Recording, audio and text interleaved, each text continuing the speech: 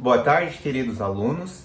Em razão da quarentena, nós professores combinamos com a coordenação de que estaríamos gravando vídeo-aulas para que pudesse ajudar você, aluno, que não, estamos com as aulas suspensas, para que ajudasse você no seu estudo e na compreensão do conteúdo. Então, dando continuidade a esse nosso combinado, eu vou gravar vídeos-aulas de no máximo 10 minutos, separados pelos conteúdos do nosso primeiro bimestre. Assim fica mais fácil você, aluno, visualizar e, em sendo necessário, você pode voltar e me assistir quantas vezes você entender que seja necessário. Então, hoje nós vamos falar sobre a EIRELI no direito brasileiro. A palavra EIRELI, alguns chamam de EIRELI, não sei se seria o português correto, até porque não tem acento na última sílaba. EIRELI, a gente tem que quebrar a palavra, Tipo, pegue sua caneta, pegue seu lápis aí e quebra a palavra. EIRELI quer dizer Empresa Individual de Responsabilidade Limitada. Então vejam que é uma lei federal que foi promulgada em 2011, lei número 12.441 de 2011. Você dos cursos que não são jurídicos, eu no caso, a gente não se apega muito ao número de leis, ao número de artigos com vocês, porque o interessante é que você compreenda o conteúdo e a gente deixa esse entendimento da legislação de forma mais específica e mais aprofundada e para os alunos dos cursos jurídicos, aí do curso em específico do curso de Direito da UniFCV. Mas, voltando aqui ao que a gente estava falando, EIRELI, Empresa de Responsabilidade Limitada, Lei 12.441 de 2011. Então, bem diferente do empresário individual e do MEI, do microempreendedor individual, a primeira característica bem importante que apareceu aqui na EIRELI, no surgimento da EIRELI, é a possibilidade de termos responsabilidades separadas. Como assim responsabilidades separadas, professor Juliano? No caso do empresário individual e do MEI, lembrem-se que eu fiz uma representação dizendo para vocês que em uma das mãos eu tinha o CPF, em outra das mãos eu tinha o CNPJ. Mas vejam que meus dois braços estão unidos pelo meu tronco. E ainda que eu quisesse, eu não vou me cerrar ao meio. Ou seja, posso fazer negócio como sendo CPF e posso fazer negócio como sendo CNPJ. Quem vai pagar a conta ao final é o Juliano. Lembrem-se, responsabilidade ilimitada. Agora aqui na EIRELI, nós tivemos uma possibilidade, uma abertura legislativa de poder corrigir ou de poder trazer um modelo diferente do empresário individual e do MEI. No caso, a EIRELI, nós temos responsabilidade separada. Alguns chamam de filhinha ou filhinho da antiga sociedade limitada, aquela que possui responsabilidade limitada ao valor do capital da sociedade. Não sei se seria muito bom isso para você estar imaginando que seja filhinho ou qualquer outra coisa aqui da sociedade limitada, até porque você ainda nem sabe muito bem o que é uma sociedade limitada. Eu prefiro que você fique com o conceito de EIRELI e que a primeira anotação aí que você vai fazer no seu caderno é de que na EIRELI a responsabilidade é limitada ao capital, ao valor de abertura dessa EIRELI. E aí, bem diferente do que acontece no empresário individual e no MEI, no caso da EIRELI, o legislador pensou o seguinte: espera lá, já que haverá a possibilidade de haver limitação de responsabilidade, nada mais justo de darmos uma garantia para esses terceiros. Quais terceiros que possam vir fazer negócio com essa modalidade de pessoa jurídica, ou até mesmo no caso de uma indenização. Quanto é que vai responder, até quanto será o valor, a responsabilidade dessa pessoa jurídica chamada EIRELI. E o legislador brasileiro, de forma bem acertada, entendeu que o capital inicial mínimo para que você possa fazer a constituição, a abertura de uma Eireli é 100 salários mínimos. Então, se o salário mínimo hoje está R$ 1.040, hoje você precisa de R$ 104 mil de capital inicial para poder constituir uma Eireli. Juliano, então você quer me dizer que se eu não tiver R$ 104 mil, eu não poderei constituir uma Eireli? Em tese não, meus queridos alunos. Por isso que existe a figura do empresário individual, a figura do MEI, que é o micro, né? Alguém que não tem condições de estar ali, de estar pagando o contador, de estar pagando os tributos. E em 2011 nós temos o surgimento dessa modalidade de exercício individual da empresa chamada Eireli, que é uma modalidade em que a responsabilidade do titular ela fica limitada a, no mínimo, 100 salários mínimos. Evidentemente que esses 100 salários mínimos eles vão sendo exigidos de acordo com o ano de abertura. Então, se você pegar lá o meu irmão, que abriu uma Eireli em 2014, 2015, 2016, uma coisa assim, o salário mínimo na época era R$ 780 mil. Então, se você for pegar lá o contrato de constituição de Eireli dele, vai aparecer lá que ela tem um capital inicial de R$ 78 mil. Então, os 100 salários mínimos, ele é obrigatório no momento da sua constituição. Então, essa é uma característica muito importante e que difere, né, que diferencia a Eireli das outras duas modalidades, ou seja, do empresário individual e do MEI. Primeira observação importante, não confundir capital de abertura de uma Eireli com faturamento. Em momento algum aqui, eu estou dizendo que a Eireli tem que faturar pouco ou que o empresário individual tem que faturar pouco. A única trava que a gente tem quanto a faturamento é no caso do MEI. Lembrem-se que o MEI só pode faturar até R$ 81 mil ano. Mas por que isso, professor? Porque o MEI é o micro, é o pequenininho, é aquele que precisava de incentivo do governo federal.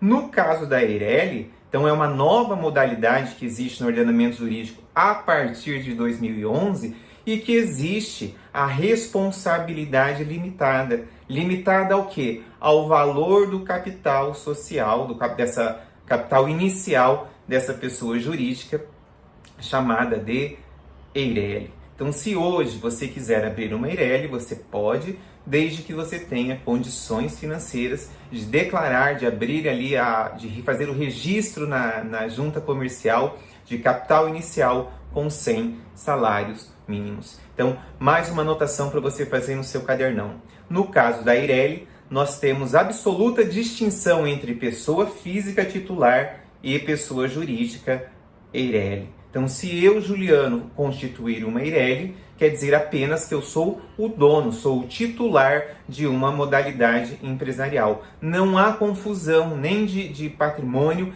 nem de responsabilidades, como acontece lá no empresário individual e no MEI. Então, essa característica está anotada aí no slide. Espero que você faça essa anotação aí no seu cadernão.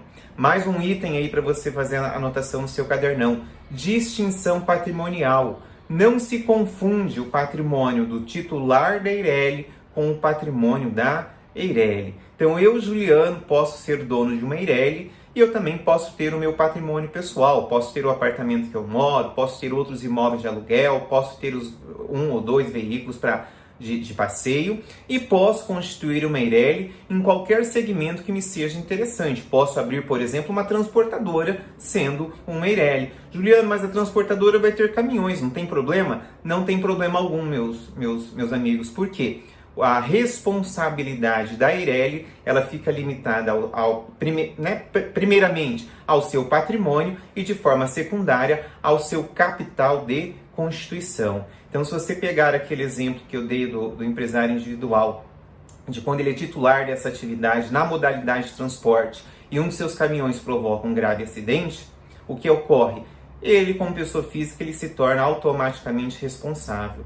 Aqui na pessoa jurídica da Eireli não acontece isso. Como assim não acontece isso, professor?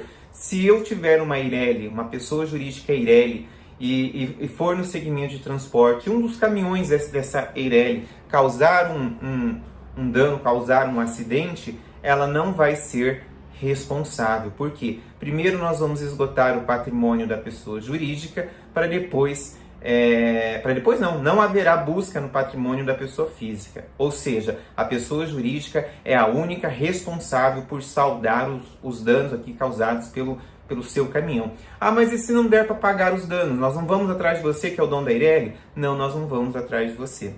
Ah, mas eu já ouvi falar que na trabalhista eles vão atrás. Gente, direito do trabalho, a gente vai, realmente é uma exceção, as coisas funcionam de forma diferente.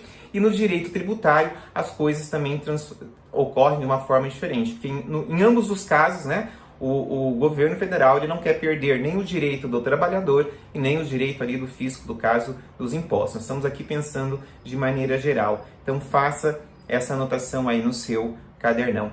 Quem pode ser o administrador dessa pessoa jurídica? Vejam bem, se essa pessoa jurídica ela possui patrimônio distinto, ela possui personalidade distinta do seu titular, então, via de regra, eu posso nomear qualquer pessoa, desde que capaz, né, no gozo aí da sua capacidade civil, para que ela represente essa pessoa jurídica. Em tese, de forma hipotética, em 2011, imaginou-se que a Eireli poderia ter como titular uma pessoa física como eu, como você, e, de forma hipotética, uma pessoa jurídica. Hoje, em 2020, já superamos essa discussão da Eireli ser formada, poder ser exercida por uma pessoa jurídica. Hoje, de forma indiscutível, a Eireli é constituída por pessoas físicas que querem ter essa divisão, querem ter essa responsabilização de forma limitada, de forma a não confundir o patrimônio da pessoa física com o patrimônio da pessoa jurídica. Então, essa é a terceira e última modalidade do exercício individual, uma única pessoa, da atividade empresarial aqui no Brasil. Empresário individual, MEI, Eireli. Principais características da Eireli: empresa individual de responsabilidade limitada, patrimônio separado do titular e da pessoa jurídica, responsabilidade do titular limitada ao valor ali de abertura, que é no mínimo 100 salários mínimos. Cuidado, que lá nos testes eu sempre coloco, é verdade que a responsabilidade do titular da Eireli é limitada a R$100 mil. Então, cuidado, ela não é limitada a R$100 mil, ela é limitada a 100 salários mínimos. Então, existe uma distinção aí de personalidade entre pessoa jurídica e pessoa física. Existe a possibilidade de uma terceira pessoa, que não você, pode nomear um outro, que venha a fazer aqui a representação dessa Eireli. Professor, o senhor não falou como é que funciona o nome empresarial dessa Eireli. Então vamos lá. Nome empresarial é aquele nome de registro lá na junta comercial. Não confundam com nome fantasia. Nome fantasia é aquele que está em cima, que está escrito nas portas aí do estabelecimento. É como a empresa quer ficar conhecida. Esse é o nome fantasia. O nome empresarial é aquele nome de registro lá da junta. É aquele que vai constar no talão de cheque, é aquele que vai constar aí na sua carteira de trabalho. Então, no caso da Eireli, por ela ter uma distinção de personalidade, então existem as duas modalidades de nome do direito brasileiro. Então, já esqueci quais são essas modalidades, professor, então eu vou relembrar para você. Pode ser firma ou razão social, mas o que era firma mesmo? Sobrenome.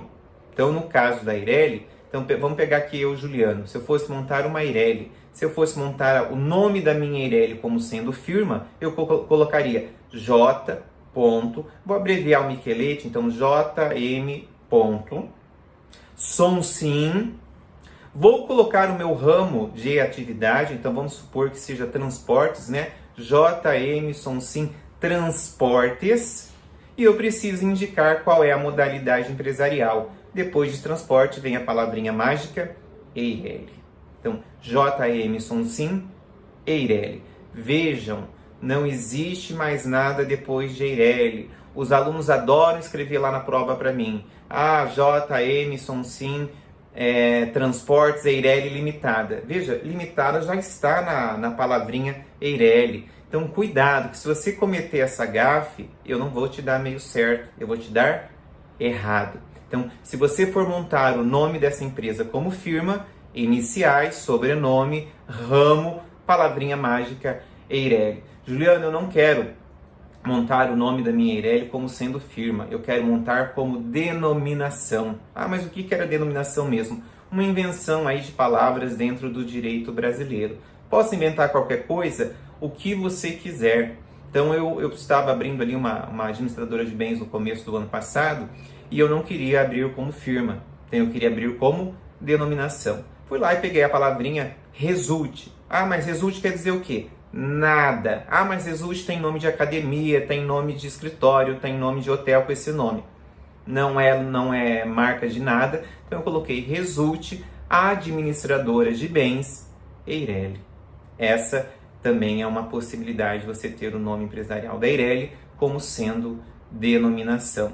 Ela possui o documento que dá abertura nela, é um contrato de constituição de Eireli, onde é possível você ali escrever algumas cláusulas contratuais. Como assim algumas cláusulas? Colocar quem é o administrador, colocar quanto é o capital social, o que vai acontecer com essa Eireli no caso de falecimento do titular, né, no caso da minha eu. Então, essas são possibilidades que não aconteciam lá no empresário individual e nem no MEI. Acontecem apenas na Eireli. Então, tomem nota disso. Depois nós vamos chegar ali numas questões, uns exercícios que eu vou estar resolvendo com vocês. Eu vou estar encerrando esse vídeo neste momento, porque ele já está com 16 minutos, já passou até do que eu combinei com vocês. Beleza?